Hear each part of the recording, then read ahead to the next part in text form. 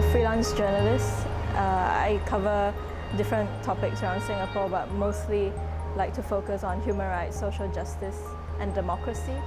So I always do a lot of stories about migrant workers, about free speech and civil liberties in Singapore.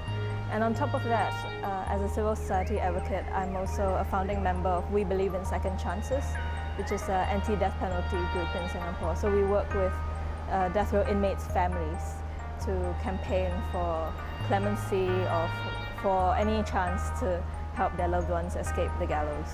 So I touch on many different issues like the death penalty, migrant workers, and civil liberties. But as a journalist, I really see my strength in being able to contribute to civil society through the telling of stories, through my writing.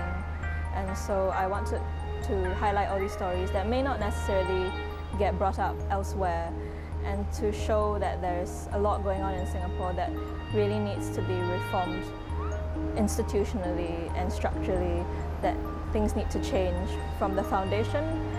And so I hope that these stories can reach out and help people relate to each other, help Singaporeans see that they can see themselves in a death row inmate story, in his family story, and feel that empathy. It's a long, slow journey. I don't expect any story that I tell to immediately change things. I've been working on death row cases where we failed, and recently one of the cases I worked on, we failed and he was executed.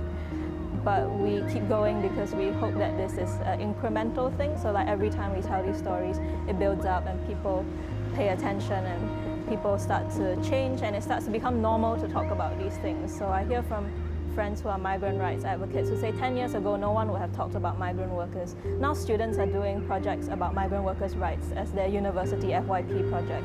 So I do think this changes, and it's a really slow, kind of slow battle or slow journey that we go on. And I was recently in the US at a conference where a veteran civil rights activist, James Lawson, he said something that I found really inspiring, and he was just saying, this is a multi-generational struggle.